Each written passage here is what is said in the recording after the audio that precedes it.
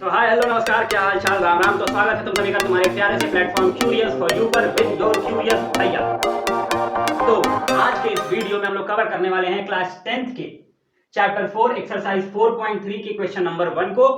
और यहाँ जो तुमको एक्सरसाइज 4.3 दिख रहा है ना, ये नए वाले बुक के अकॉर्डिंग है। पुराने वाले बुक के अकॉर्डिंग ये एक्सरसाइज 4.4 में है और पुराने वाले बुक के एक्सरसाइज के 4.3 को सीबीएसई ने हटा दिया है। तुम्हारा सिलेबस तुम्हें मालूम ही होगा, हमको बहुत अच्छे से पता है, ठीक है। तो इस एक्सरसाइज का हम लोग क्वेश्चन नंबर फर्स्ट करते हैं, ठीक है। लिखा हुआ है find the nature of roots of the following quadratic equation. पहले तो तुमको नेचर ऑफ रूट पता करना है। क्या पता करना है? नेचर ऑफ रूट्स पता करना है, ठीक है। If the real root exist find them, ठीक है। क्या करना है? और अगर रूट रियल रूट है तो उसे तुम्हें फाइंड करना है बाय क्वाड्रेटिक इक्वेशन। क्या? क्वाड्रेटिक इक्वेशन के थ्रू, ठीक है। तो तुम अगर इस चैप्टर का जो इंट्रोडक्शन वाला पार्ट है, ओवरव्यू वाला पार्ट है, भले आदमी होगे तो जरूर देख के आए होगे। भले आदमी तो तुम लोग हो ही, देखते भी हो, ये हमको पता है, ठीक है। तो उसमें तुम्हें नेचर ऑफ रूट्स के बारे में भी मैंने बताया, कैसे पता लगाते हैं, और क्वाड्रेटिक इक्वेशन क्या होता है ये भी बताते हैं। सुनो, यहाँ पे भी तुम्हें याद दिलाने के लिए हम बोल दें तो क्वाड्रेटिक इक्वेशन को हम लिखते हैं minus B plus minus under root B square minus 4ac upon 2a, ठीक है, अपॉन 2a, ठीक है। अब देखो, इसे मैंने तुम्हें बताया था, जो अंडर रूट के अंदर बी स्क्वायर माइनस 4ac होता है, इसको हम बोलते हैं डिस्क्रिमिनेंट, जिसको हम डी से डिनोट करते हैं, ठीक है। और सुनो, और चीजें क्या होती हैं कि अगर डी बराबर हुआ ना जीरो के, डी को अगर हम सॉल्व करेंगे और अगर बराबर हुआ जीरो के, यहां लिखते हैं, अगर डी बराबर हुआ जीरो के तो ये इक्वल एंड रियल रूट होगा। क्या होगा? इक्वल एंड रियल रूट होगा। मतलब इसके जो दोनों रूट्स आएंगे ना, इसके जो दोनों रूट्स आएंगे वो इक्वल आएंगे, सेम आएंगे। और अगर डी बड़ा हुआ जीरो से तो रियल रूट तो होगा ही, रियल रूट तो होगा ही, ठीक है, लेकिन डिस्टिंक्ट रूट होगा। डिस्टिंक्ट का मतलब क्या होता है? दोनों अलग अलग होंगे, ठीक है, दोनों अलग अलग होंगे। तीसरा केस इसमें क्या बनता था? तीसरा केस इसमें यह बनता था कि अगर डी छोटा हुआ सॉल्व करने के बाद जीरो से तो ये नॉन रियल रूट होता था। क्या होता था?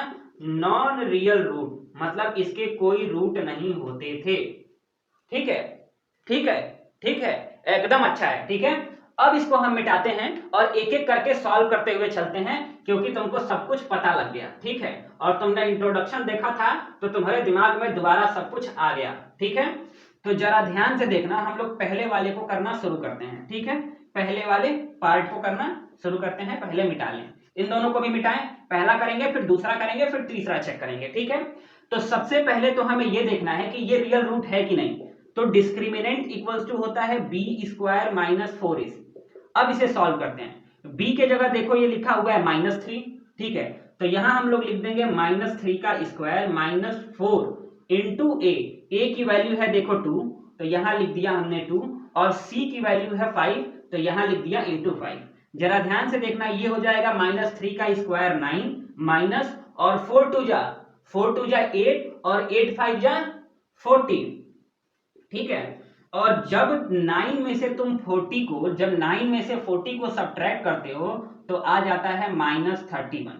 अब ये देखो, ये क्या है? ये छोटा है जीरो से, मतलब जो d है ना वो छोटा है जीरो से, मतलब ये हो जाएगा नॉन रियल रूट्स, ठीक है, और इसके एक भी रूट नहीं होंगे, ठीक है। यहां लिख देते हैं, यहां लिख देते हैं एंड नो रूट्स, ठीक है, इसके कोई रूट नहीं निकलेंगे, क्योंकि जो डिस्क्रिमिनेंट की वैल्यू है वो जीरो से कम है और ये नॉन रियल रूट है, ठीक है। अब दूसरा वाला चेक करते हैं, इसको नोट करना है तो नोट करो पहले।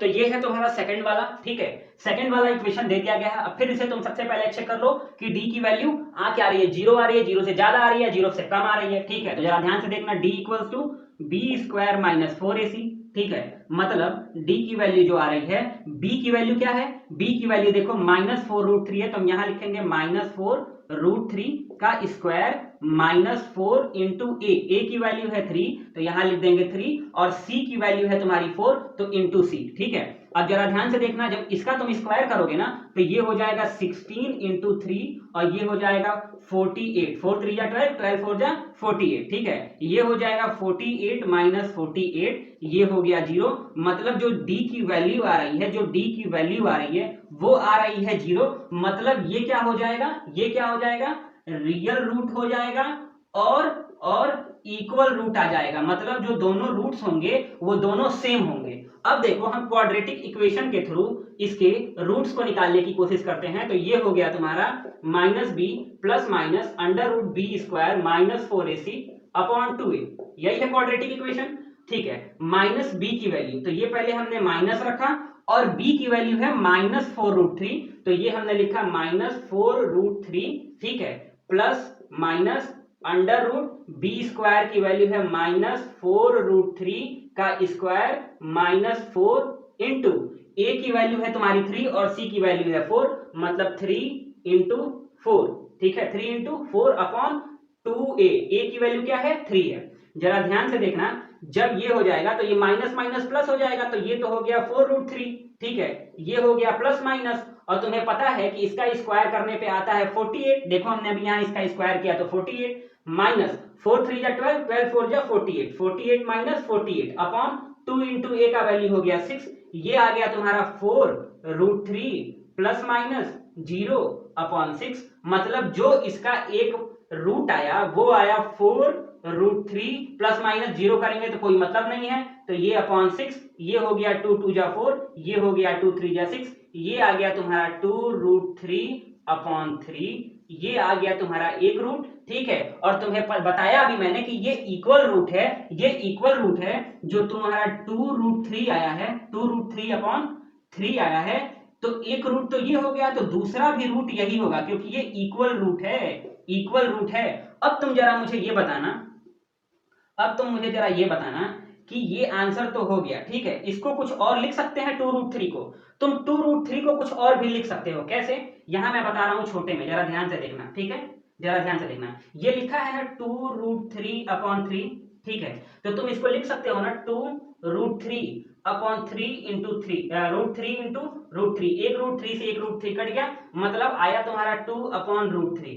तो हमारा जो दोनों रूट आएगा, जो दोनों रूट आएगा, तो इसको हम मिटा के लिख सकते हैं, इसको हम मिटा के लिख सकते हैं क्या, इसको हम मिटा के लिख सकते हैं, ये इक्वल रूट था। ठीक है, इक्वल रूट था। आंसर क्या आ जाएगा तुम्हारा 2 अपॉन √3, एक रूट आया, और दूसरा भी रूट आ जाएगा 2 अपॉन √3, क्योंकि ये दोनों सेम होंगे, क्योंकि ये रूट रियल रूट है और d की वैल्यू 0 आ रही है, इसलिए दोनों रूट्स सेम होंगे। ये कहां से आया 2 अपॉन √3, जो हमारा 2√3 अपॉन 3 सॉल्व करने पे हमने 3 को लिख लिया है यहाँ √3 इंटू √3, तो एक √3 से एक √3 कट गया, तो बच गया तुम्हारा 2√3, और यही दोनों रूट्स हो गए। तो चलो इसे नोट करो, फिर चलते हैं नेक्स्ट क्वेश्चन की तरफ, जो तुम्हारा इसका तीसरा पार्ट है। देखो लिखा हुआ है 2x² - 6x + 3। ठीक है, तो इसे भी तुम सबसे पहले तो चेक कर लो, d = b² - 4ac पे रखें, तो ये हो गया d = b की वैल्यू क्या है -6 है, तो -6 का स्क्वायर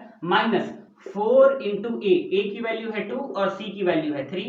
जरा ध्यान से देखना, d = -6 का स्क्वायर 36 माइनस 4 2 जा 8, 8 3 जा 24। ठीक है, तो d की वैल्यू आ गई तुम्हारी 12। क्या आ गई, d की वैल्यू आ गई 12, और ये क्या है 0 से बड़ी है। जब 0 से बड़ी होगी तो ये रियल रूट तो होगा, रियल रूट तो होगा, लेकिन डिस्टिंक्ट होगा। डिस्टिंक्ट का मतलब क्या हो गया, डिस्टिंक्ट का मतलब हो गया इसके रूट इक्वल नहीं होंगे, अलग अलग होंगे। अब क्वाड्रेटिक इक्वेशन पे आ जाओ रूट्स निकालने के लिए, तो ये हो गया -b plus minus √b² - 4ac upon 2a। ठीक है, इसी पे पुट कर दो, जो b की वैल्यू है -6 है, तो हमने यहां लिखा है -b, b की वैल्यू क्या आ गई -6 प्लस माइनस √b की वैल्यू क्या है -6 का square minus 4 into a into c, तो ये हो गया 4 इंटू 2 इंटू 3, क्योंकि a की वैल्यू 2 है और c की वैल्यू 3 है, और अपॉन हो गया 2a, तो ये हो गया 2 इंटू 2, तो हमारी वैल्यू आ गई माइनस और माइनस हो गया +6, तो इसको हम सिर्फ लिख सकते हैं 6 प्लस माइनस। ठीक है, √, 6 स्क्वायर की वैल्यू हो गई 36, ठीक है, और 4 टू जा 8 और 8 थ्री जा 24, तो -24 और अपॉन हो गया 4 और यहां आ गया तुम्हारा 6 प्लस माइनस अंडर रूट क्या आ गया 12 आ गया, अंडर रूट 12 अपॉन 4, ठीक है। अब तुम इसे दो पार्ट में लिख सकते हो। अब ये तो समझ गए कि कैसे डिस्टिंक्ट आया और कैसे रियल आया, तो मैं इसे मिटा रहा हूं, ठीक है, इसे मिटा रहा हूं ताकि हम लोग यहां से फिर इधर आ पाए, ठीक है। ये तुम समझ गए कि कैसे रियल रूट हुआ और कैसे डिस्टिंक्ट हुआ, ठीक है।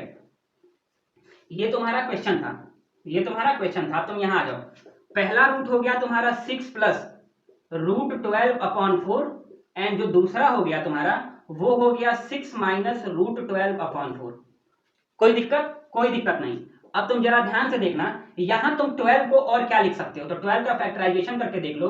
2 6 जा 12, 2 3 जा 6, 3 1 जा 3, 2 का पेयर मिल गया तुमको और 3 सिंगल मिल गया, तो तुम 12 को लिख सकते हो 6 प्लस 2 रूट 3 अपॉन 4 एंड इसको लिख सकते हो 6 माइनस 2 रूट 3 अपॉन 4, ठीक है।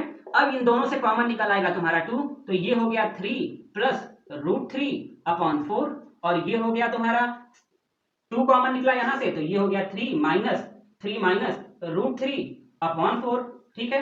2 से 4 कट गया 2 टाइम्स में, 2 से 4 कट गया 2 टाइम्स में, मतलब एक आ गया तुम्हारा 3 प्लस रूट 3 अपॉन 2, ठीक है, और एक आ गया तुम्हारा 3 माइनस रूट 3 अपॉन 2, ठीक है। मतलब तुम्हारे दो जीरोस निकल गए, एक आ गया 3 प्लस रूट 3 अपॉन 2 और दूसरा आ गया 3 माइनस रूट 3 अपॉन 2, ठीक है। तो धन्यवाद, मिलते हैं नेक्स्ट क्वेश्चन में नेक्स्ट वीडियो के साथ।